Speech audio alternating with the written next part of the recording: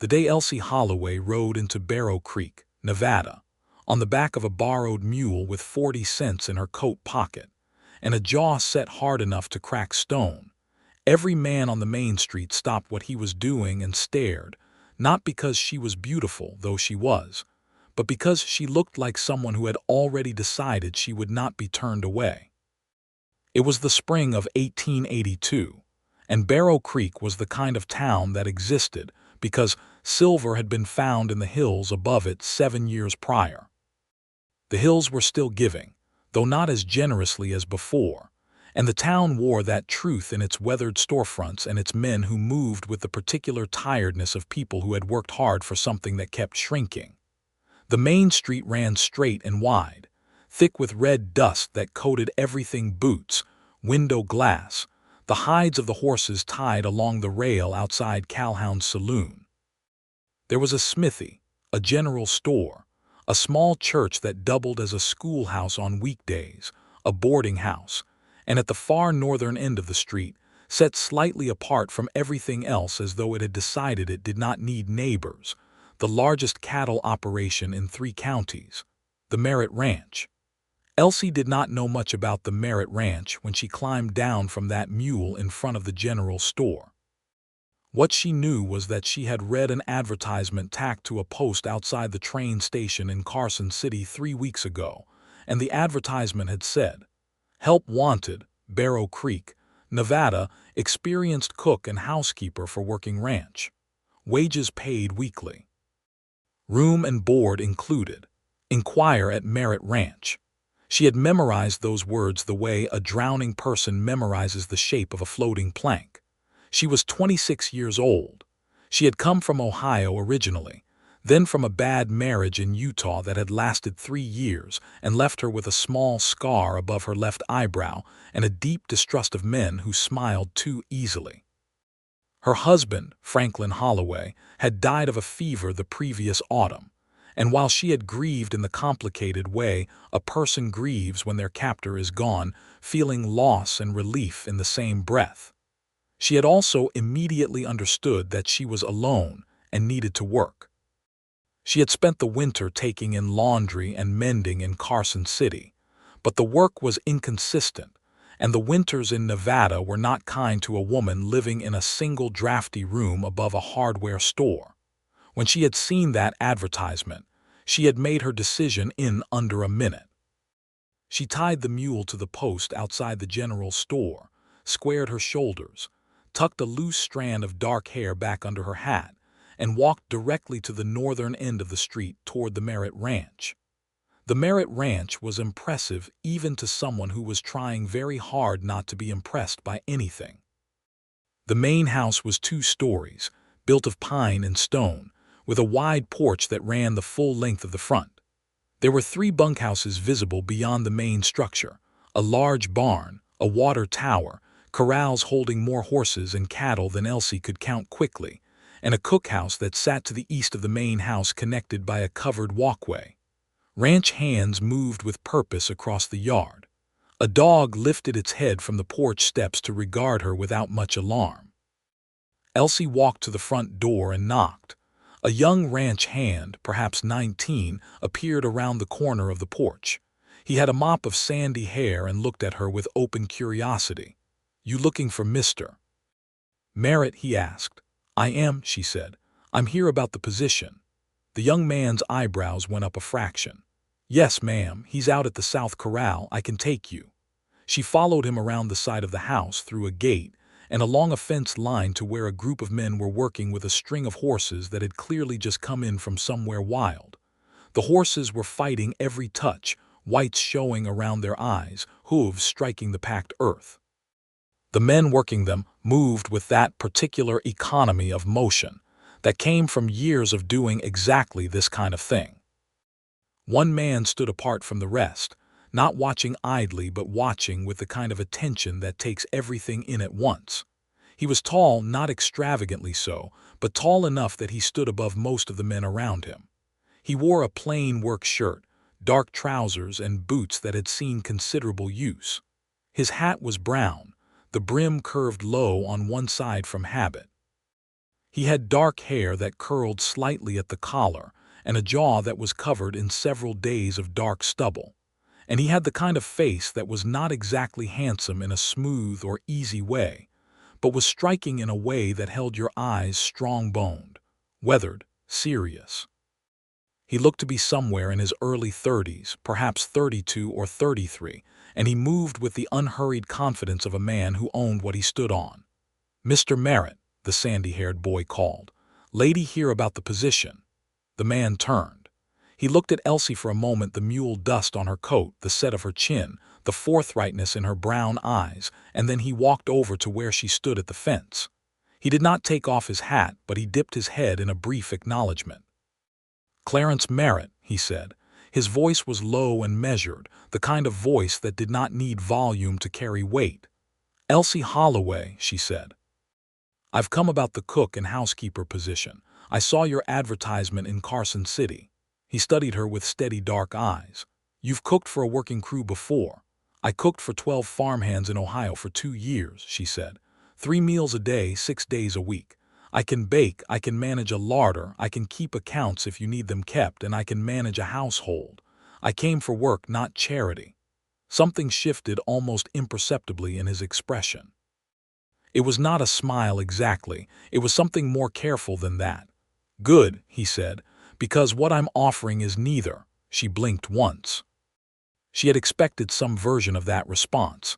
This was the kind of man who would not give something away without naming exactly what it was, but there was something in the way he said it that was not unkind. It was simply precise. He was telling her that this would be a transaction between equals, labor given, wages returned, nothing sentimental about it. "What does the position pay?" she asked. $12 a month, he said. "Room and board on top of that. You'll cook for the main house and the crew, 22 men. 3 meals a day, 6 days a week. The cookhouse is well stocked. You'll have a room off the cookhouse. Private." She did the arithmetic immediately. $12 a month was fair, more than fair for a cook's position in 1882, when some women were lucky to see 6. She kept her expression neutral so he would not know it was more than she had hoped for. "When do I start?" she said. He looked at her another moment. "Tomorrow morning, 6 o'clock in the cookhouse." "I'll be there at 5:30, she said. He studied her again with that quiet, assessing look. "I'll show you the cookhouse and your room now," he said, and turned and walked toward the main building without fanfare, clearly expecting her to follow. She did, and she noticed as she walked that the young sandy-haired hand was watching her with a wide grin that he was trying very hard to suppress. The cookhouse was everything it needed to be and more. A wide iron stove, a proper range, good ventilation, shelves stocked with flour, cornmeal, dried beans, salt pork, canned goods, and coffee, a great deal of coffee. There was a long prep table, a root cellar door set into the floor, and outside the back door a garden plot that had been left to go to early weeds, but which Elsie could immediately see the potential of. Her room was small but clean, a single bed with a good mattress, a washstand, a window that faced east so she would have morning light, and a small iron stove of her own for the cold nights. There was a hook on the back of the door and a chest of drawers with 3 of its 4 drawers working properly. Clarence Merritt showed her each thing without commentary, opening doors and letting her look, answering her questions plainly. She asked about supply days, about what the men preferred, about dietary restrictions among the crew, about the root cellar inventory. He answered everything. He was not warm exactly, but he was not dismissive either. He spoke to her the way a man speaks to someone he has decided is capable of handling information. When the tour was finished, he paused at the cookhouse door. "The last cook was a man named Devers," he said. "He left in February. The men have been managing on their own since then. They are grateful for the improvement." "Have they been managing poorly?" she asked. "One of them tried to make biscuits last week," he said, and there was the ghost of something dry in his voice that she realized was humor. "We do not speak of it." She felt something catch in her chest, brief and unexpected. Not attraction, she told herself immediately. Simple recognition of a shared frequency, the way you feel when someone's humor lines up with your own. "I'll see to it they never have to try again," she said. He nodded once, put his hat back on more firmly, and walked away across the yard. She stood in the doorway of the cookhouse watching him go and made a deliberate effort to think only practical thoughts for the rest of the evening. She was up at 5 o'clock the next morning. The Nevada dawn came in cold and blue-gray, and she built the range fire while the world outside was still dark. And by the time the first gray light was touching the eastern hills, she had coffee going and biscuit dough resting, and a large pot of oatmeal with dried fruit beginning to warm. By 5:30, she was slicing salt pork into a pan and had a second batch of biscuits in the oven. By 6 o'clock, when the first ranch hands came filing into the cookhouse with their boots heavy on the floorboards and their eyes still carrying sleep, the place was warm and smelled like everything good in the world. The men were surprised. They were not subtle about it. They stopped in the doorway 2 and 3 at a time, and their noses led them forward before their feet caught up. "Lord Almighty," said a large red-bearded man named Amos. "Is that actual biscuits?" "It is," said Elsie, setting a basket of them on the long center table. "Sit down and eat them while they're hot." The room filled quickly after that. 22 men was a great many men to feed, but Elsie had done this before, and she moved through the cookhouse with an efficiency that came from deep practice. She kept the coffee pot full, replenished the biscuit baskets twice, served the oatmeal and the salt pork and a pan of scrambled eggs she had not originally planned but which the eggs from the ranch's small henhouse made possible, and she managed all of it without appearing rushed, which was the real skill. Clarence Merritt came in last, when most of the men were already eating or finishing. He poured his own coffee from the pot on the stove. She noticed he did not wait to be served, and sat at the far end of the table where the foreman and the older hands sat, and he ate without ceremony. He did not compliment the food, but she watched him take a second biscuit without particularly meaning to watch, and she considered that a sufficient review. After breakfast, she cleared and cleaned, and then immediately began thinking about the noon meal, because that was what the work required. She went down into the root cellar and did a proper inventory, and then she walked the garden plot with a critical eye and decided that with a week's worth of work it could be salvageable. She found seeds in a tin on the cookhouse shelf: squash, beans, carrots, and she began turning over the soil that afternoon after the noon dishes were done, kneeling in the dirt with her sleeves rolled up, working methodically through the plot while the sun moved across the wide Nevada sky. She was deep in this work when she became aware of a shadow that had stopped near her. She looked up. Clarence Merritt was standing at the garden's edge, holding his hat in his hands in a way that struck her as unexpectedly unguarded. "Devers never touched that plot," he said. "That's obvious," she said, pulling a particularly stubborn root out of the earth. He was quiet for a moment. "You don't have to do this, it's not part of the position." She sat back on her heels and looked up at him. "Fresh vegetables in summer cost you money you don't need to spend on a ranch this size," she said. "And they keep your men healthier, which costs you less in other ways. Is there a reason you don't want me to work the garden?" He looked at her steadily. "No," he said. "Then I'll work it," she said, and went back to the soil. He stood there another moment, and she could feel him thinking something. She could not have said how she knew, but she knew. And then she heard his footsteps move away across the yard. She did not look up. The first 2 weeks passed in the rhythm of the work, and Elsie threw herself into that rhythm with a gratitude she did not show anyone because it was the private kind. The rhythm of a working kitchen was the one place in the world she had always felt entirely competent, entirely herself. And on this ranch, it was also a place where no one's moods or tempers were her personal concern. The men were rough and straightforward, and most of them were kind in the simple way of men who were grateful to be well fed. Amos, the red-bearded one, quickly became a sort of informal ambassador between her and the rest of the crew, filling her in on preferences and peculiarities, keeping the younger hands from being underfoot in her cookhouse. The young sandy-haired hand who had shown her to the corral that first day was named Pete Daniels, and he was 18 and prone to lingering near the cookhouse for extra biscuits, a tendency she managed by simply giving him a small task whenever she caught him loitering so he earned what he stayed for.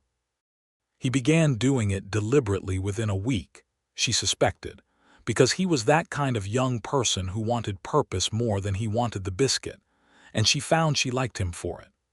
Clarence Merritt was in the cookhouse for every meal but present in the way a quiet river is present, continuous and substantial without making noise about it. He drank his coffee black, ate efficiently, and said less in the company of his men than he seemed to say privately, which struck her as interesting because most men with authority went the other direction. In the evenings, she sometimes saw him on the porch of the main house, sitting alone, reading or looking out over the land in the particular way that suggested the land was something he was in conversation with. It was at the end of the second week that she had her first proper conversation with him, beyond the functional exchange of work information. She was coming back from the well with a full bucket when she found him crouched at the corner of the cookhouse, examining a section of the foundation where the wood had begun to show signs of damp rot. He had a pocket knife in his hand and was probing the timber the way a careful person investigates something they want to understand fully before deciding what to do about it. "It goes about 8 inches in," she said, setting the bucket down. "On the north side it's worse. There's a drainage problem. When it rains, the water runs toward the building instead of away from it. You'd need to regrade that side of the yard." He looked up at her. The expression on his face was not surprised exactly, but it had something in it that was recalibrating. "You know about grading," he said. "My father was a builder," she said. "I grew up watching him assess foundations. He used to say a building tells you everything that's wrong with it if you know how to listen." He looked back at the wood. "He was right," he said. He closed the pocket knife and stood. "I'll have some men address the drainage before the summer rains come." "The sooner the better," she said. "The rot will spread." He looked at her again with that quiet, measuring expression. "Your father," he said. "Is he still living?" She shook her head. "He died when I was 16, my mother a year after." She kept her voice matter-of-fact, because she had learned that grief delivered simply was easier for everyone, including herself. "I'm sorry," he said, and it sounded like he meant it not as a social formula but as an actual acknowledgement of a loss. She picked up her bucket. "Do you have family?" she asked, because it was a natural question and because she was genuinely curious about a man who lived in a house this large entirely alone. Something moved behind his eyes. "A brother," he said. "In San Francisco. We correspond." He paused. "My parents are both gone. My father built this ranch. He died 4 years ago. The ranch was a third of what it is now when he started it." She understood from the way he said that last sentence that the growth of the ranch from what his father had built it to what it was now was something Clarence Merritt had done himself, and that it mattered to him in a way that was more than financial. "He would be proud of it," she said simply. He looked at her. There was a brief silence that was not uncomfortable. Then he said, "Your biscuits are better than any I've had in this territory." She laughed, a short, genuine sound that surprised her because it came out before she decided to let it. "That is the most specific compliment I've received this week," she said, and he almost smiled. She saw it, the very edge of it at the corner of his mouth, before it settled back into that composed expression. But it had been there, and she had seen it, and she carried the awareness of it into the cookhouse with her like a small lit thing she was trying not to look at directly. The summer came on fast and hot the way Nevada summers do, arriving not gradually but all at once like a door blown open, and with it came the full weight of ranch work in its busiest season. There was a cattle drive to organize, moving a portion of the herd to summer pasture in the higher elevations, and Clarence Merritt was occupied for days at a stretch with the logistics of it, arriving at meals later than usual, sometimes eating quickly standing up when he came in after dark. Elsie kept food warm for him without comment, and he ate it without comment, and somewhere in the wordless exchange of those late meal encounters, Something was building between them that neither of them was naming. She had begun to notice small things about him, with a regularity that annoyed her when she caught herself doing it. The way he always poured coffee for whoever was sitting nearest the pot before he poured his own. The way he listened to the concerns of the younger hands with the same patience he gave the older ones. The way he was never loud, never theatrical in his authority, but the men respected him so completely that she had never once seen an order need to be given twice. The way, when he read in the evenings on the porch, he sometimes moved his lips very slightly over certain passages, as though he needed to taste the words. She caught herself thinking about him at odd hours, while she was kneading bread, while she was walking the garden rows, while she was lying awake in her small room with the night sounds of the ranch around her, and she made herself stop each time, deliberately and with purpose, because she was not here for that. She had come for work. She was here for the $12 a month and the private room and the competence of her own hands. And she was not about to complicate that with feelings she had no business feeling for her employer, a man who regarded her with steady professional respect, and nothing warmer that she had been able to clearly identify. She was not entirely accurate in that assessment, but she did not know that yet. What she did not know was that Clarence Merritt was having a parallel and equally frustrating experience. He had hired women to work on the ranch before. There had been a laundress for several years, and before Devers, there had been an older woman named Mrs. Peel who had cooked until her arthritis made it impossible. But he had not encountered anyone quite like Elsie Holloway. It was not simply that she was good at the work, though she was extraordinary at it. It was the way she moved through the world with a directness and a self-possession that he found completely arresting. She never simpered. She never waited to be told what needed doing. She never seemed to want his approval, though she met his expectations at every turn, which meant he found himself paying attention in a way that was becoming difficult to justify as purely managerial. He was 31 years old. He had run this ranch since he was 27 when his father's health had declined to the point where the management had to transfer, and for 4 years the ranch had been his entire emotional world. He did not begrudge this. He loved the land and the work with a full and genuine love. But he was also a man who had watched every friend he had of his own age marry and raise families while he remained alone in his large house, telling himself there was no time, no space, no possibility because the ranch needed what it needed, and what it needed was everything he had. Elsie Holloway was making him aware for the first time in years that there might be something the ranch could not provide. He put this awareness in a box and did not examine it. He was practical that way. He focused on the cattle drive and the summer fencing and the water rights dispute with the neighboring Callaway property that had been simmering for months and was beginning to reach a boil. The water rights matter was the thing that finally forced a longer conversation between them. It happened on a late June evening. Elsie was on the back step of the cookhouse shelling peas into a bowl in the last of the daylight, and Clarence came around the corner of the building looking like a man who had been dealing with something unpleasant for too long and was running out of patience for it. He stopped when he saw her, and she saw his expression shift, not entirely, but around the edges like a man stepping out of wind into shelter. "Sit down," she said, which was not the kind of thing she typically said to him, and she heard it in her own voice as she said it, the natural authority of someone who is comfortable in her space. He sat. Not in a chair, there was only the one step, so he sat on the edge of the water trough nearby, elbows on his knees, hat hanging from his hands. He looked tired in the particular way that was not about sleep but about persistence. "Callaway?" She asked because she had heard enough from the men at meals to understand the general shape of the problem. He looked at her. "You know about that. The men talk," she said. "He's claiming the East Creek runs through his property, and you don't have rights to draw from it. He acquired the parcel east of the creek 3 months ago specifically to make that claim," Clarence said. "The previous owner and I had an informal arrangement had for 6 years. Calloway knows the creek feeds two of my best pastures. He wants to force me to buy the parcel at an inflated price.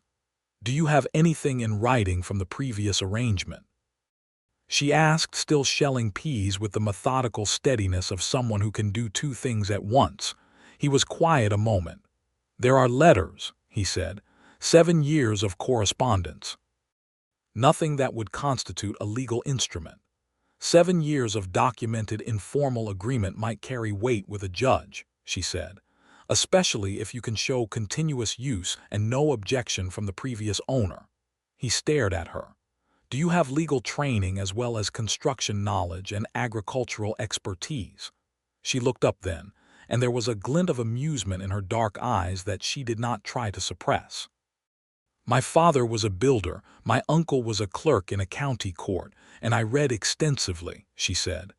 "I am not suggesting I know more than a lawyer. I am suggesting you speak to one before you speak to Calloway again." He looked at her for a long moment. The evening light was doing something to her face that he was deliberately not letting himself think about. "There is a lawyer in Elko," he said. "I've been putting off making the trip." "Stop putting it off," she said. He almost smiled again. She was beginning to be able to predict when it was coming. There was a very slight softening around his eyes before it reached his mouth, and she found she was watching for it more than she should. "You give instructions to your employer with some confidence," he said.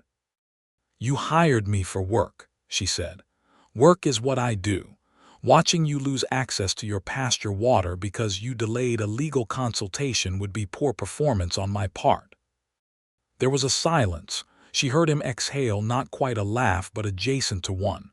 "I'll ride to Elko next week," he said. "Good," she said. He did not move immediately. He sat on the edge of the water trough in the long evening light, and she shelled peas and neither of them spoke. But the silence was the comfortable kind, the kind that does not require filling. And Elsie Holloway, who had been alone in one way or another for most of the last 3 years, felt the comfort of it like warmth against cold skin, and told herself firmly that it was only the pleasant fact of congenial company, and meant nothing more than that. He rode to Elko the following Wednesday.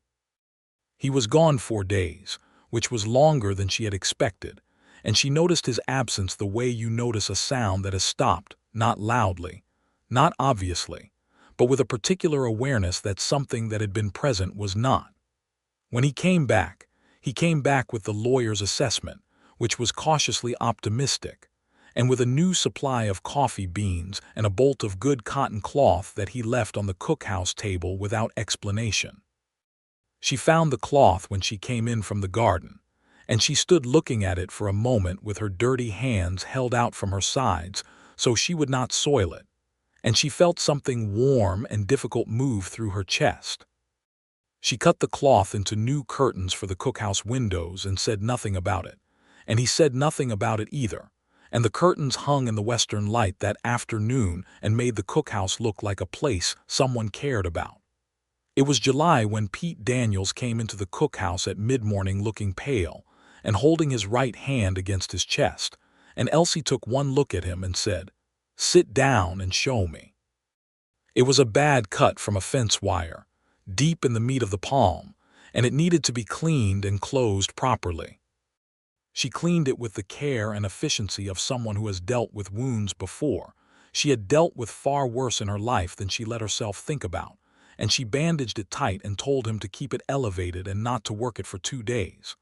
Pete sat at her table looking slightly greenish and slightly grateful and said, "You're very good at that, ma'am." "I've had practice," she said, in the tone that ended that line of inquiry. He nodded and then, in the way of 18-year-olds who cannot help themselves, said, "Mr. Merritt checks on you, you know, when you don't know." She looked at him. "What do you mean?" Pete had the grace to look slightly embarrassed. "Not in a strange way," he said quickly. "Just, he comes by the cookhouse in the evening sometimes and looks to see if the light's still on. And when the rain came hard last week, he went and checked that the roof was holding over your room before he checked the barn roof." She turned back to the stove and checked the soup she was making, because she needed something to do with her face for a moment. "The barn roof holds more economic value," she said. which was a deliberately practical thing to say that managed to sidestep everything Pete had just told her. "Yes, ma'am," said Pete, who was 18 and not entirely fooled. She thought about what Pete had said far more than she meant to over the following days. She thought about it while she was baking, and while she was in the garden, and while she was lying awake in her room at night listening to the Nevada wind work its way around the corners of the building. She thought about it with the particular uncomfortable intensity of a woman who has made herself a very clear personal rule and is beginning to sense the rule is losing ground. She had been hurt before. Not just by Franklin's tempers and his hands and the small daily diminishments of a bad marriage, but before that too, by the first man she had trusted, who had turned out to be a person of very different character than the one he had presented. She had learned to be careful the hard way, and careful had served her. Careful had kept her intact when intact had been a genuinely difficult thing to remain, but careful was starting to feel like a coat that no longer quite fit.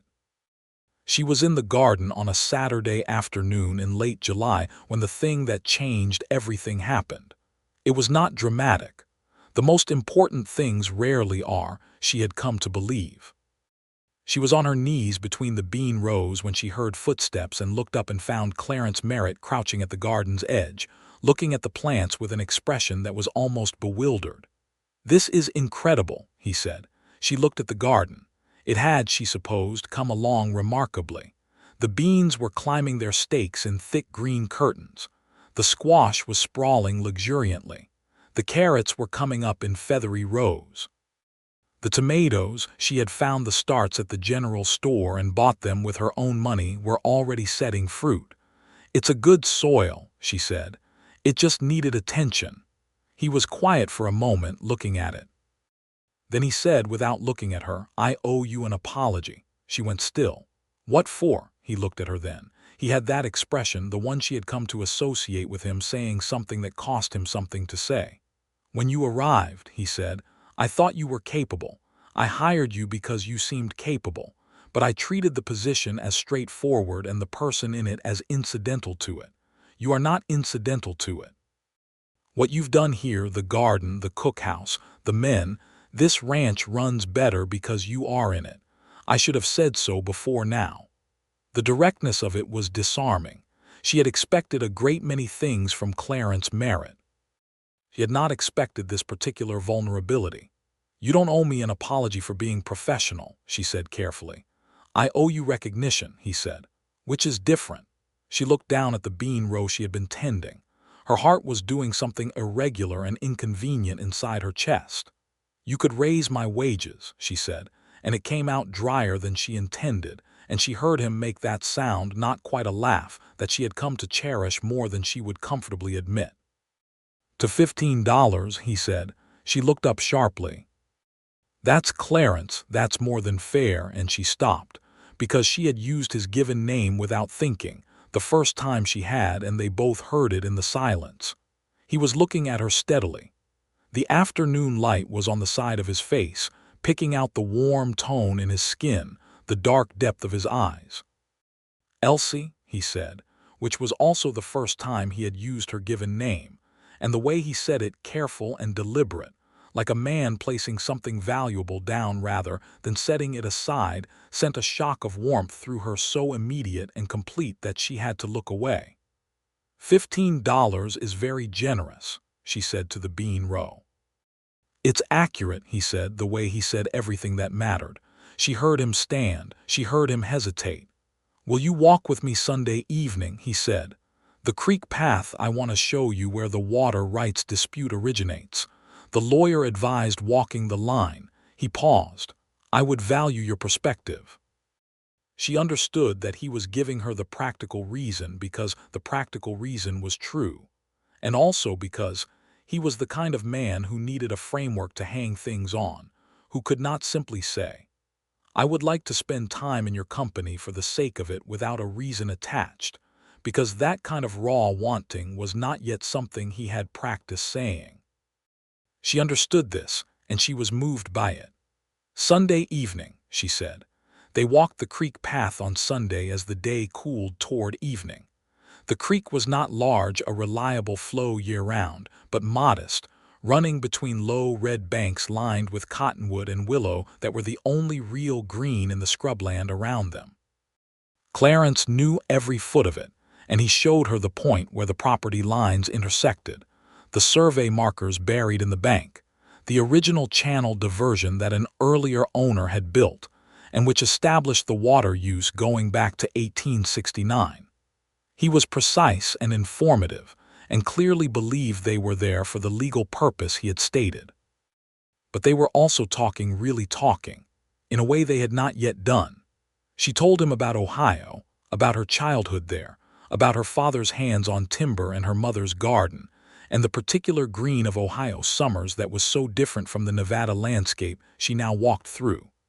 He listened with the complete attention he gave to everything, and when she paused he asked questions that showed he had been listening not just to the words, but to what was underneath them. He told her about his own childhood, about a father who had believed in this land with an almost religious conviction, who had moved a young family from Missouri when Clarence was 6 years old to build something in Nevada territory that had not yet fully decided what it was. He talked about learning to ride before he could properly read, about his brother who had always been the clever one with words and figures, and who had gone to San Francisco to work in a counting house and done very well there. He talked about his father's last years, the slow fading of a powerful man, the weight of inheritance not as wealth but as obligation. "Do you ever resent it?" she asked. "The obligation."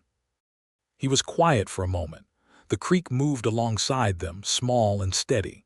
"No," he said, and it was entirely true.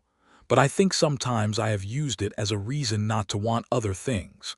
She did not ask what other things, but she felt the words land in her chest with a particular weight that told her she understood exactly what he meant. They were back at the main house when the light was almost gone. He stopped at the junction of the yard where the path to the cookhouse split off from the path to the main house. The stars were beginning in the east, scattered and brilliant in the Nevada dark. "Thank you," she said, "for showing me." "Thank you for coming," he said. And then, with the careful deliberateness of a man making a decision he has thought about, "I would like to walk with you again, if you would be willing." She looked at him in the half-dark. Her heart was a complicated thing in her chest. "I would," she said. "Yes." They walked twice more that week.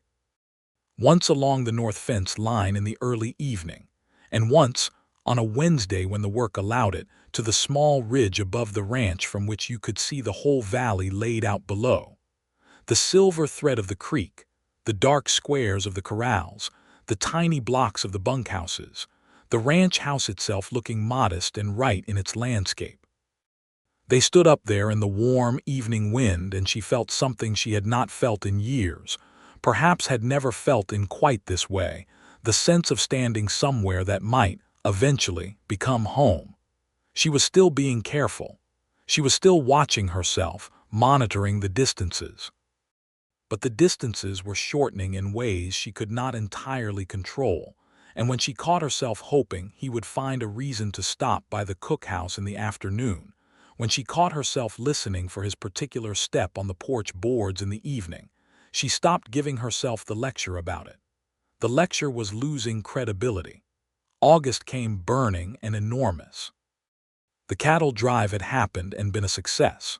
The water rights lawyer had filed the necessary documents, and Calloway had, according to reports from Elko, backed off his most aggressive position. Apparently the years of correspondence from the previous owner had indeed carried weight. The ranch ran on in its productive rhythm, and within that rhythm something was changing between Elsie and Clarence, like a season changing, not all at once, but in the accumulating details of small things.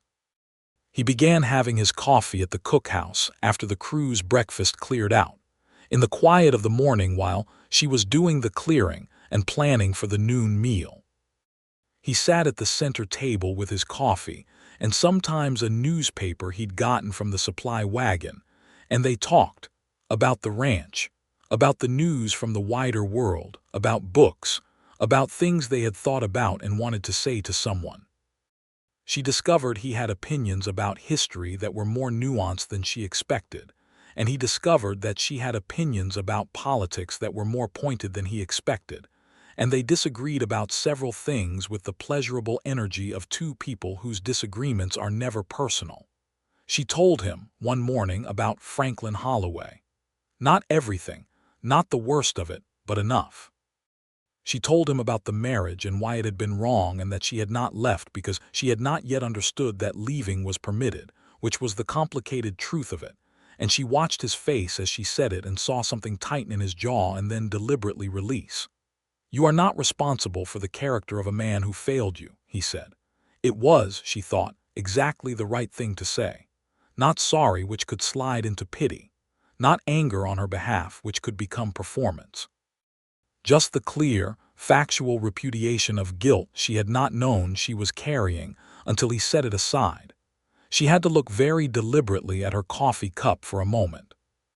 "No," she said, "I know that now."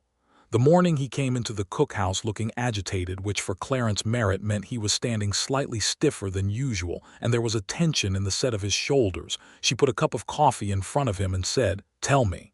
He sat down.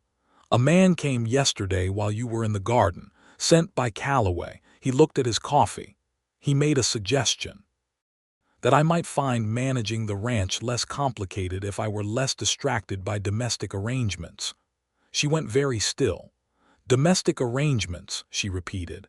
"He implied," Clarence said carefully, "that my relationship with my cook was creating talk in town." She felt a cold flush move through her. Then the flush turned warm and something hardened in her chest, not toward Clarence, but toward the smallness of small-minded men. "What did you say to him?" she said. Clarence looked at her with steady dark eyes.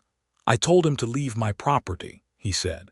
"And I told him that my domestic arrangements were precisely that, mine, and that if Calloway had business with me, Calloway could bring it himself rather than sending a lapdog to deliver implications." She exhaled slowly. "Good," she said. "Elsie," he said her name in that careful way of his. "There is talk in town. I want to be honest with you about that. I am aware that a woman's reputation is something that the world treats very unfairly, and I would not want the fact that I have come to value your company to cost you anything you are not willing to lose." She looked at him for a long moment. He was sitting very straight and looking directly at her, and she could see the care in it, the effort of a man who was trying to be decent, who was trying to think about her position before his own. "What are you trying to say?" she said softly. He looked at the table and then back at her. "I am trying to say," he said, very carefully, "that I have developed feelings for you that go beyond the professional, and that I understand if you do not share them, or if you do not wish to complicate your position here, or if your experience of marriage has made the idea of being with someone something you are not willing to consider. I'm not asking you to decide anything now. I only want you to know what I feel because I believe you deserve honesty, and I am very tired of—" He stopped. "Of what?" she said, and her voice was barely above quiet. "Of sitting across the table from you every morning," he said, "and not telling you that you are the most remarkable person I have ever met." She sat with that for a long moment. The morning light was coming through the new curtains and lying in long gold squares on the center table between them. "I am afraid," she said honestly. "I want to be truthful with you about that. I'm afraid in ways I did not choose to be afraid and cannot entirely reason my way out of." "I know," he said. "I would not ask you to rush past that." "You are not Franklin," she said, and she meant it as exactly the recognition it was. "I see the difference. I am capable of seeing the difference." "No," he said quietly, "I am not." She reached across the table and put her hand over his. He turned his hand over and held hers, steadily, without pressure, the way you hold something you do not want to damage. They sat that way for a full minute in the morning light, and neither of them said anything because there was nothing that needed saying just then. Amos, who came in for a second cup of coffee and stopped in the doorway, turned around very quietly and went back to the bunkhouse, where he told the assembled men with great satisfaction that they should all be very decent to Mrs. Holloway from now on in a particular way. and the assembled men, who had already arrived at this conclusion through their own observation, agreed unanimously. September came with a slow cooling and a quality of light that turned everything on the Nevada range to amber and copper. Elsie and Clarence were, by then, taking their evening meals together in the main house on most nights, which was a development that had evolved without being formally decided, the way most real things evolve. She still cooked for the crew.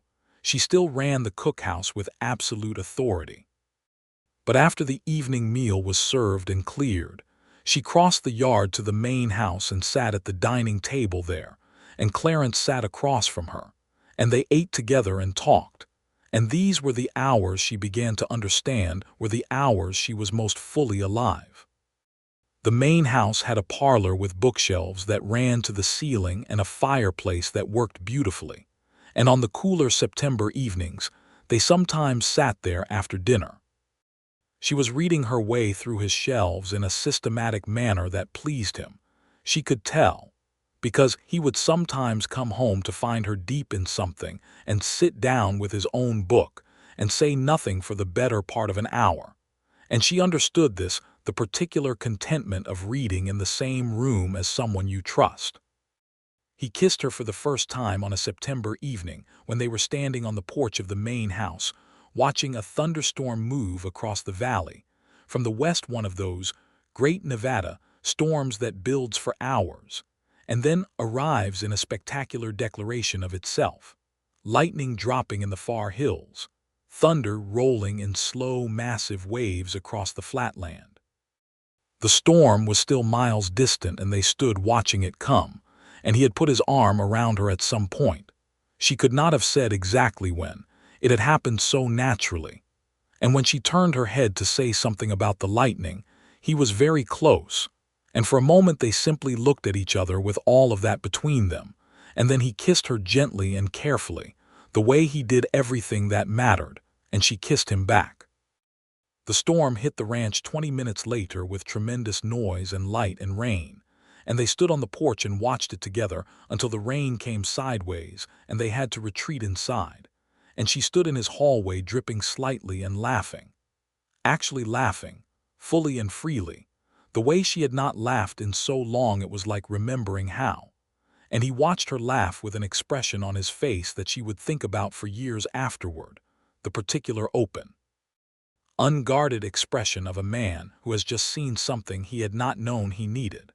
October moved through Barrow Creek in the full beauty of the desert fall. Elsie had by now become a fixture of the town as well as the ranch, known in the general store as Mr. Merritt's cook, and known by the women of the town in various ways depending on the woman. Some were warm Mrs. Agnes Fuller, who ran the boarding house, brought her preserves in September, and told her she was doing good work out at the Merritt place. Others were cooler, assessing in the way of people who have decided that a woman of her category needs watching. Elsie treated both kinds with equal courtesy and did not discuss her private life with anyone. But there was also a woman named Clara Dean, perhaps 40, who kept the seamstress shop on the main street and who stopped Elsie one Tuesday in October when she was in town for supplies and said, with a directness that Elsie respected, "He's a good man, you know, Clarence Merritt. I've known him since he was 20. He is exactly what he appears to be, which is a rarer thing in a man than it ought to be." Elsie looked at her. "I know," she said. Clara Dean nodded once and went back into her shop, and Elsie carried her supplies back to the wagon with a feeling in her chest that was not the complicated warm thing she felt around Clarence, but something quieter, the feeling of a community tentatively opening itself, the tentative possibility of belonging somewhere. It was November when Clarence asked her to marry him. She had not expected it to happen the way it did, which was at the kitchen table in the main house after dinner with no ceremony about it whatsoever, which was perhaps why it hit her so directly. He had been quiet through dinner, not unusually so, but she had noticed a particular quality to the quiet, the quality of a man who has been preparing to say something. She waited, eating her pie, watching the fire. He put down his fork and looked at her. I want to ask you something, and I want to be clear that the question and the job are entirely separate," he said. "You do not have to answer yes to be secure here. You do not have to answer yes for anything to remain as it is." "Clarence," she said gently, "I want to marry you," he said. "I want you to be my wife, not because it would be convenient and not because of the ranch and not because of anything practical, because I love you. Because you are the person I want to talk to about everything, and the person I want to be in the same room with when I read, and the person whose judgment I trust, and whose company makes every day better than it would be without it." He paused. "And because I think you might feel something comparable, though I am aware I may be wrong." She was quiet for a moment that probably lasted longer than it needed to, because she wanted to be honest, and honesty sometimes requires finding the right words. "I'm afraid," she said, and she had said this before to him, and he had said "I know" and waited, and he did the same thing now. He waited. "I'm afraid because I've been wrong before," she said. "I'm afraid because being wrong again would cost me more than I know I can afford. I'm afraid because—" She stopped. She looked at him. He was sitting very still, watching her with dark, steady eyes that had no demand in them whatsoever, just patience. Just the willingness to sit with her fear as long as she needed him to. And it was the patience, the complete absence of pressure that made it possible to say the next thing. "I love you," she said. "I have for some months, and yes, I'll marry you." He let out a breath, slow and deep, the breath of a man who has been holding something for a long time, and he reached across the table and took both her hands in his and held them there. And the fire snapped in the grate, and the Nevada night was cold outside the windows, and Elsie Holloway sat in the warm firelight and felt, for the first time in years that she could count, entirely and unmistakably safe. They were married in December, in the small church on the main street that doubled as a schoolhouse. It was a simple ceremony. The minister, the witnesses, Amos and Pete Daniels and Clara Dean and Mrs. Fuller and most of the ranch hands filling the pews, their boots polished for the occasion, their faces solemn with the particular solemnity of men who are genuinely moved by something, and are trying not to show it too obviously. Elsie wore her best dress, deep blue, and Clara Dean had helped her alter it to fit properly, and had added a white collar that made it look new. She carried a small bunch of dried wildflowers because there was nothing fresh in December in Nevada. Clarence wore his good suit and had shaved very carefully and looked at her when she came through the church door with that expression. The open, unguarded one. The one she had first seen when she was laughing in his hallway in the rain. And she walked toward him feeling like the ground was entirely solid under her feet for the first time in a very long time. The vows were spoken quietly and plainly, which suited both of them exactly. Outside the church, the winter sun was thin and brilliant on the red dust, and the whole town seemed to have found reasons to be on the main street that afternoon.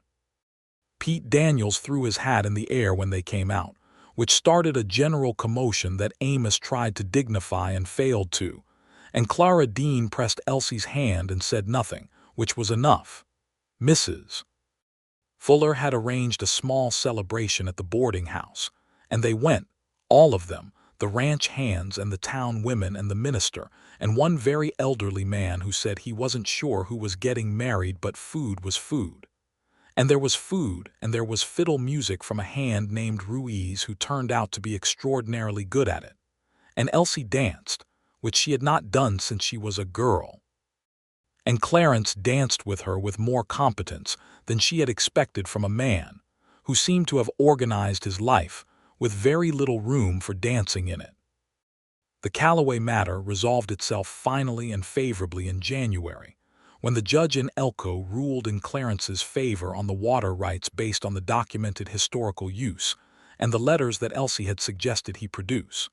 He came home from Elko with the ruling in his coat and told her, and she said simply, "Good," and then made him sit down for dinner, and he ate his dinner smiling the private, inward smile of a man who is content in his life.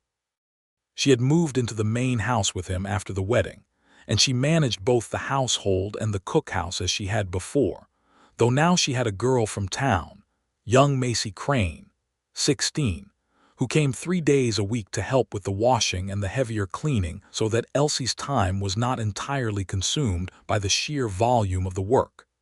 She kept her garden going through the winter as best the Nevada winter allowed, preserving what she could and planning for the spring expansion. The main house, under her attention, became a home in ways it had not quite been before, not by changing its nature, but by filling it with the kind of detail that makes a house feel inhabited rather than merely occupied.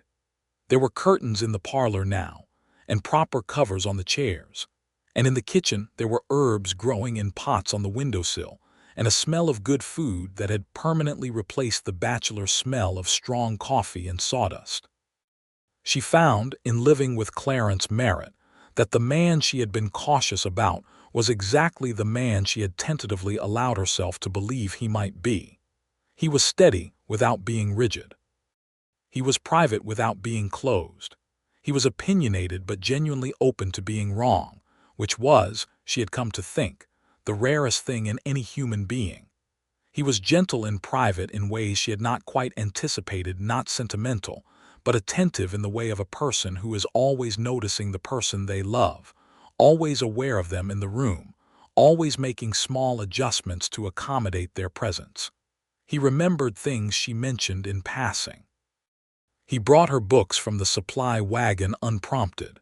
He knew without being told when she was tired, and when she needed quiet, and when she needed the opposite. He woke early and made coffee before she was up and left it warm for her, which seemed to her one of the truest expressions of love she had ever encountered. And he was becoming, she realized with some warmth, a person who had allowed himself to want things again. The lightness of it was quiet but visible, in the way he sat more easily in the evenings, in the way he talked to the men with a warmth that had always been there in potential but now more often surfaced, in the way he laughed, which happened more than it had before, and which she took a perhaps unreasonable amount of personal credit for. The spring of 1883 came in warm and full of promise. Elsie expanded the garden substantially. She had spent the winter planning it, drawing out plots on paper the way her father had drawn building plans, and put in more than twice the previous summer's crops. She found she was working with a different kind of energy than she had the year before, not the driven energy of survival, but the settled energy of investment, the feeling of putting things in ground you intend to be standing on for a long time. The ranch hired 3 new hands in April, and Elsie went through the initial adjustment of cooking for 25 rather than 22 with the ease of long practice. Pete Daniels had been promoted to a senior hand position and was spending increasing amounts of time working directly with Clarence on the management of the herd, and his pride in this was both visible and completely endearing. Amos, who had been the informal spokesman for the crew since before Elsie arrived, became in some sense her informal spokesman to Clarence about crew matters, not because she needed it, but because he had appointed himself to the role with such genuine goodwill that she had not had the heart to tell him it was unnecessary. She was weeding the bean rows on a warm April morning when she accepted, with a kind of quiet certainty, that she was carrying a child. She had suspected it for 2 weeks, but she was not a woman who arrived at conclusions quickly when the conclusion was large. She sat back on her heels in the garden dirt and put her hand flat against her abdomen, and felt the familiar unreality of a knowledge that is simultaneously impossible and completely obvious. And then she sat there for a while longer because she wanted to be in the moment of knowing it alone before she shared it, because some things need to be held privately for a moment before they can be given. She told Clarence that evening in the parlor, after dinner, with the fire going and his book open in his lap. She said simply, "I believe we are expecting a child." He put the book down very carefully and looked at her with an expression so unguarded and so completely open that it reached right into the center of her chest and held there. "Elsie," he said. "Yes," she said. He crossed the room and sat next to her on the settee and took her hand, and they sat that way for a long time, and she could feel the size of the feeling in him. She had become good at reading him, at understanding the language of his containment, and she put her head against his shoulder, and he put his arm around her, and the fire settled in the grate, and the Nevada spring moved softly outside the parlor windows. "Are you well?" he said eventually, which was the most like him of all the things he could have said. "I am very well," she said. "Stop looking at me like I'm made of glass."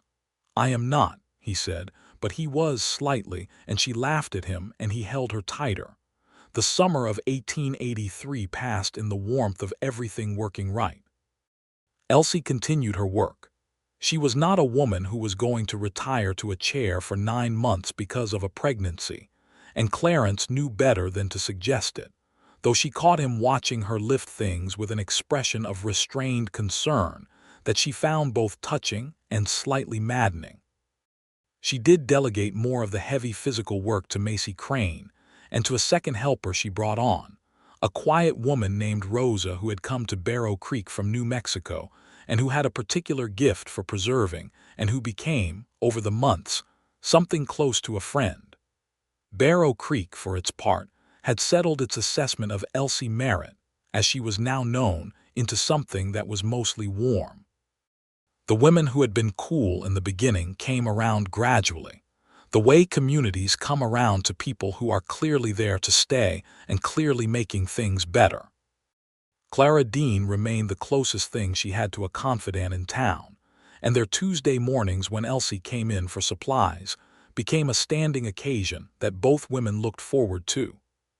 There was a difficult afternoon in August when Clarence rode out to the eastern pasture to check on a section of fence and came back to find one of the new hands, a man named Greer, had been speaking to Elsie in a way that was not respectful. She had already handled it, had told Greer in very plain terms what the arrangement was and what the consequences would be, and Greer was sitting outside the bunkhouse looking like a man who had been properly dressed down. Clarence looked at the situation and looked at Elsie, who met his eyes with an expression that said, "It is handled. Do not make it larger than it is." He spoke to Greer privately that evening. He did not tell Elsie what was said. Greer's behavior from that point forward was correct in every respect, and he left the ranch voluntarily at the end of September, which Elsie suspected had been communicated as the preferred outcome without being framed as an ultimatum. She did not ask Clarence about it because she understood that he had handled something on her behalf without diminishing her handling of it herself, which was the balance she had needed, and he had somehow understood she needed, and she loved him for the precision of it. Their son was born in November of 1883, a month or so before the anniversary of their wedding. He was large and healthy and arrived with a great deal of noise, attended by the town doctor and by Clara Dean, who had insisted on being present and who turned out to be extraordinarily useful in a birth room. Clarence was in the hallway for the final hours in a state of controlled distress that Pete Daniels and Amos took turns sitting with, Pete looking alarmed and Amos providing the steady company of a man who had seen most things and knew how to sit with uncertainty. When Clara Dean opened the hallway door and told Clarence he had a son, he stood up very slowly and his face did the completely open thing, and Clara Dean, who was not generally a sentimental woman, looked away to give him the moment. They named the boy Thomas, for Clarence's father. The day they brought Thomas home from, the day Elsie was well enough to be up, and the baby was 2 weeks old and December had settled over the Nevada range in its cold, brilliant clarity. Clarence carried Thomas across the threshold of the main house with a seriousness about it that made Elsie say, "He is not a piece of fine china," and Clarence said, "He might be," and she laughed, and Thomas, apparently disturbed by the vibration of his mother's laughter, screwed up his small face and demanded attention. And both of his parents gave it to him immediately and without reservation. The ranch hands had collectively purchased a carved wooden cradle from the carpenter in town, and it sat in the parlor by the fire, and Thomas slept in it with the profound, committed unconsciousness of the newborn, and the main house had a sound in it now that it had never had before. The small, urgent, entirely demanding sounds of a new person becoming himself.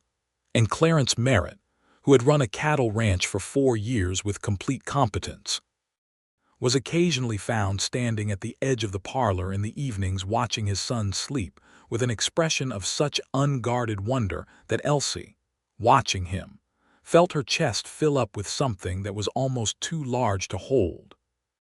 She was sitting in the parlor on a January evening, Thomas sleeping in his cradle beside her, when Clarence came in from checking the outer buildings and stopped in the parlor doorway to look at them both. The fire was good and the room was warm, and she had a book in her lap that she was not reading, because she had been thinking instead about the particular quality of contentment she was sitting in, trying to understand its components. He came and sat beside her, and she leaned into his shoulder and he put his arm around her, the way they had learned to be with each other without ceremony, without announcement, as naturally as breathing. "Are you happy?"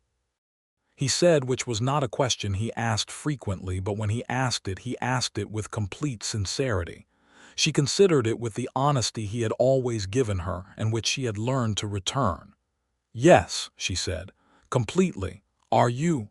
"Completely," he said. Thomas stirred in his cradle and made a small sound, and neither of them moved, waiting to see if he would resettle. And he did, sinking back into the deep sleep of the well-fed infant. And outside the parlor window the Nevada stars were out in their winter configuration, brilliant and cold and numberless across the enormous dark sky. Pete Daniels was promoted to foreman in the spring of 1884, which Clarence announced at the dinner table one evening, and which caused Pete to go slightly red, and then try to act as though he had known it was coming, which he had not.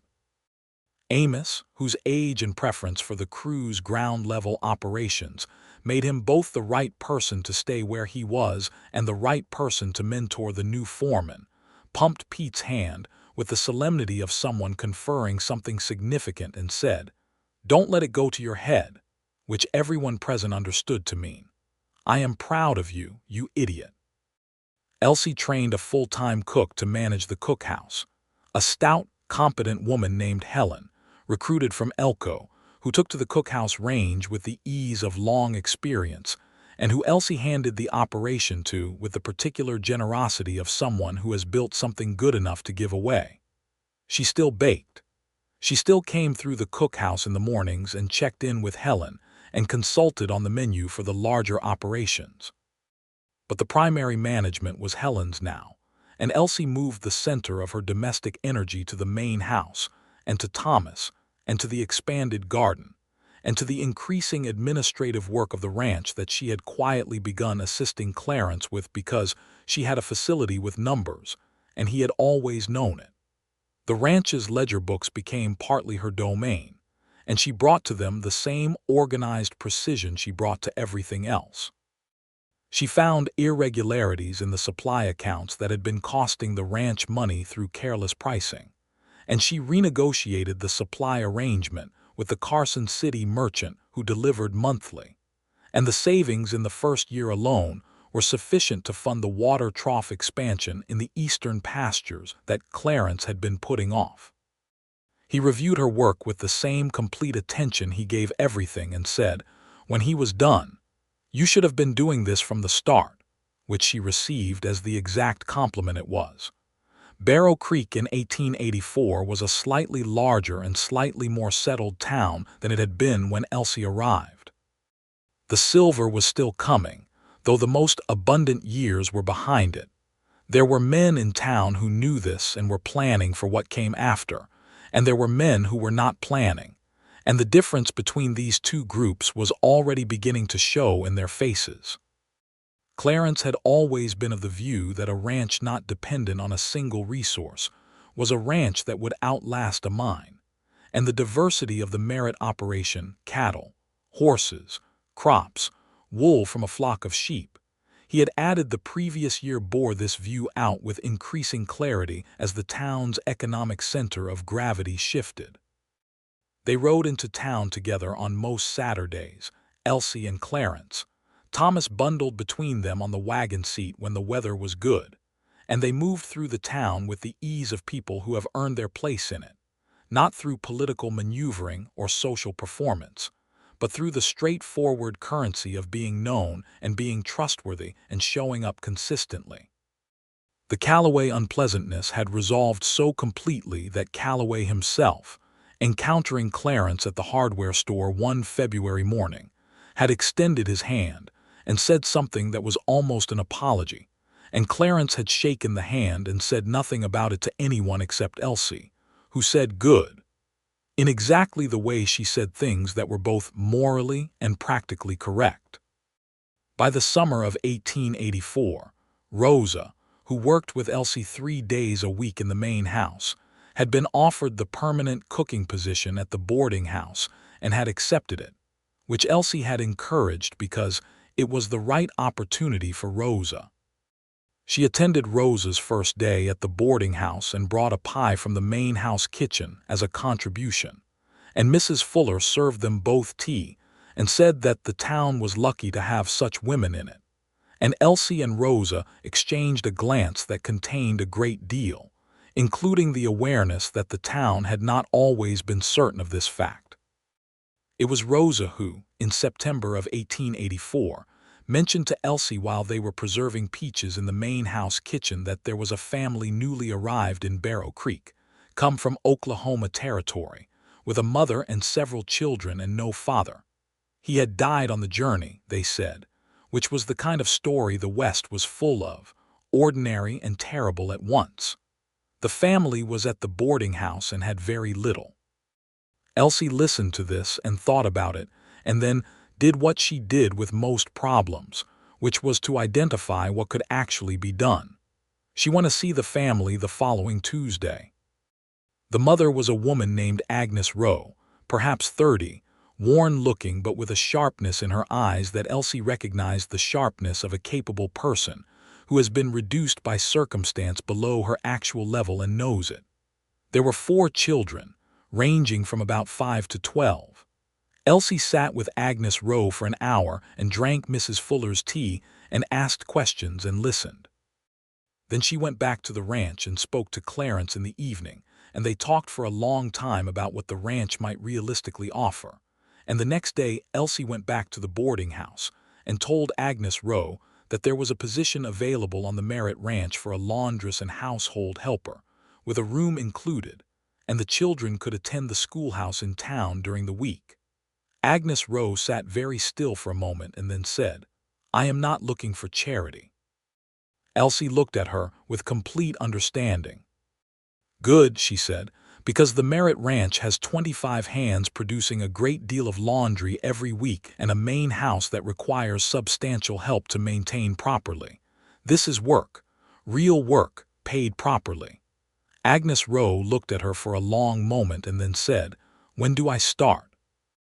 The Rowe family settled into the small outbuilding that Clarence had converted into a decent family, dwelling over 3 days of work by the crew, who had done it with the particular enthusiasm of men, given a project with obvious purpose.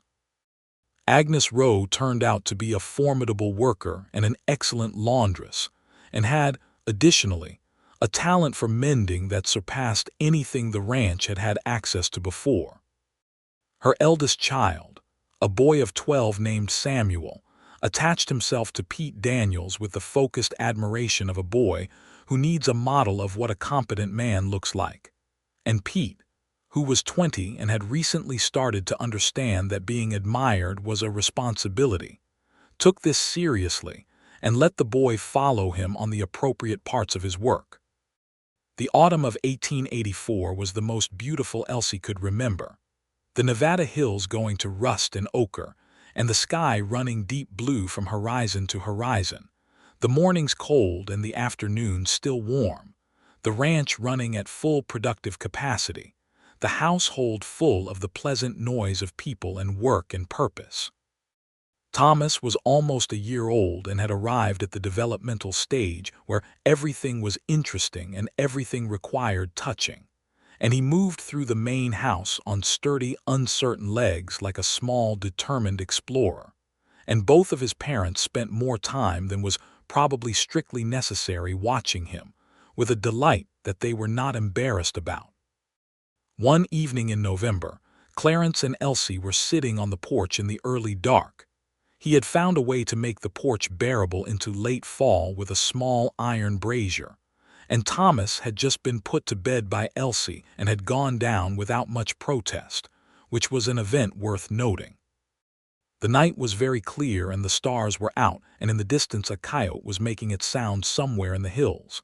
"I want to tell you something," Clarence said. She looked at him. He was looking out across the yard at the dark shapes of the corrals and beyond them the deeper dark of the range. "When you rode in here," he said, "you had 40 cents and a borrowed mule and an expression on your face that told me you had decided not to be turned away regardless of what I said." She was quiet. "I don't know if I told you. I know I didn't tell you because I didn't understand it yet. That the moment I saw you I felt something shift," he said. "I didn't know what it was. I told myself it was that you seemed competent, which was what the ranch needed, which was true, but that wasn't all it was." "No," she said. "What I felt was recognized," he said, "like meeting someone who speaks the same language, and I have spent the 2 years since then becoming increasingly aware that I lived a very sparse life before you were in it, and that the life I have now is full in ways I didn't know life could be full." She took his hand. "I feel the same," she said simply. "Exactly and entirely." They sat in the November dark with the brazier warm between them and the coyote calling in the hills and the light in the bunkhouse windows, and the quiet of the yard around them, and above them the enormous, undiminished Nevada sky. A year later, in November of 1885, Thomas had a brother. They named him James, and he was loud in a way Thomas had not been, arriving in the world with apparent opinions about it that he intended to make known from the first moment, and which Clarence received with the slightly stunned expression of a man recalibrating his assumptions. Thomas, at 2 years old, investigated his brother with serious brown eyes, and then declared him acceptable in the wordless way of toddlers who have decided something, and that was the beginning of a companionship that would define both boys growing up. Clara Dean was at the birth again. Afterward, in the kitchen of the main house, while Clarence sat with the new baby and Elsie rested and the doctor packed his bag, Clara Dean drank her tea and looked around the kitchen, at the herbs in the window pots, at the good range going warm, at the books on the shelf that ran along the east wall, at the drawing Thomas had made that was pinned to the cupboard door, and she said to no one in particular, "This is a well-made house." She meant more than the structure, and everyone in the room knew it. The years that followed built on what had been built. The ranch grew, not recklessly but steadily, in the way of things that are properly tended. The water rights held. The cattle herd expanded. 2 more horses were bred from the string Clarence had been developing, and they proved excellent working animals. The silver in the hills above Barrow Creek began its real decline in 1886, and the town contracted some. A few businesses closed. A few families moved on, but the Merritt Ranch, with its diversified operation and its well-managed resources, continued to provide employment and commerce that kept a version of the town functioning and real. Elsie's ledger work became formalized when Clarence, in 1886, had her name added to the ranch's banking documents as a co-signatory, which caused approximately 45 minutes of conversation with the banker in Elko, and no conversation with Clarence on the subject, because he had made the decision and saw no reason to spend time on the making of it. The banker got there eventually. He was, as Elsie told Clara Dean afterward, a practical man, and practical men tend to arrive at practicality when the alternative is inconvenient enough. Thomas grew into a boy who was quiet like his father and observant in the same way, taking everything in, speaking when he had something to say, showing genuine kindness to the animals and the people around him. James grew into a boy who was energetic and funny, and who had, from a very early age, the particular talent of getting people to do things they had not intended to do by making them feel good about doing it, which Elsie recognized as her husband's version of authority translated into something completely different in the next generation. Samuel Rowe, Agnes's eldest, grew from a 12-year-old who followed Pete Daniels around the ranch into a young man of 18 who, by 1886, was a genuine working hand on the Merritt property, paid properly and learning with the focused energy of someone who knows what they want and has found the path to it. Agnes Rowe herself had, in 1885, married a quiet widower named Leonard Heath, who ran the blacksmith operation in Barrow Creek, a development that Elsie received with great satisfaction, and that Clarence received with a simple nod, and the observation that it was good for the children to have stability. The thing that Elsie thought about sometimes, in the evenings on the porch or in the morning light of the kitchen, while the coffee was coming up and the boys were still asleep, and the ranch was just beginning its day, the thing she came back to when she was measuring the distance between where she had been and where she was the quality of that first day. The 40 cents in her pocket, the borrowed mule, the dust on her coat and the determination in her jaw and the advertisement folded small in her bag. The way she had walked to the northern end of the main street toward the largest operation in 3 counties and knocked on the door because she needed work and work was what she had come for. She had not come for anything else. She had been perfectly clear about that. And she had found, in the precise way that the most unexpected things are always found sideways, while you are looking somewhere else, something she had not known she was missing until she was standing in the middle of it. Clarence found her on the porch one September morning in 1887 with her coffee cup, and her expression turned toward the range, where the cattle were moving in the early light against the backdrop of the hills. And he came and stood beside her, and she leaned into him, and he put his arm around her. And they stood that way watching the light move across the land his father had believed in and he had built, and that was theirs now, fully, absolutely, completely theirs. Inside the house, Thomas called something to James, and James answered with his usual energy, and there was a sound of small feet on the floorboards, and Agnes Rowe's daughter Margaret, who came over to help on Tuesday mornings, arrived at the kitchen door and let herself in and began putting the breakfast things together with the comfortable authority of someone who knows a household well. The morning light spread across the Nevada range in long gold lines. 5 years, Clarence said. Next month, she said. She turned her face up to look at him, and he was looking at her with that expression still, always, the open one, the unguarded one, and she thought, this is the whole of it. This is what the work was for. Not the wages, though the wages had been necessary and fair and never once charity. Not the garden, though the garden was thriving beyond anything she had planned. Not the ledger books or the $15 or the curtains made from the bolt of cloth that had appeared on the cookhouse table without explanation. All of those things, yes, all of them were part of the fabric of it. But what the work had been for was this: the warmth of him beside her, the sound of her sons inside, the solid known ground under her feet, the range opening out before them in the gold of the Nevada morning. This life full and earned and entirely, unmistakably hers. She reached up and put her hand against the side of his face, and he turned and kissed her temple, and James came bursting through the screen door demanding breakfast with the absolute urgency of a 4-year-old. And Thomas followed him out with a more measured expression that was so entirely his father's expression that Elsie laughed, fully and freely, the way she had learned to laugh in this house. And Clarence caught Thomas's hand as he passed and swung him up onto the porch rail and held him there while he protested with dignity. And the dog came around the corner of the porch and put its nose in James's hand, and the light kept coming across the range in great slow waves of gold. She had come for work. She had been given something neither of them had a word for yet, though they were living it completely and together here, in this house, on this land, in this life they had built from plain honesty and patience and the deep, sustaining, daily practice of love.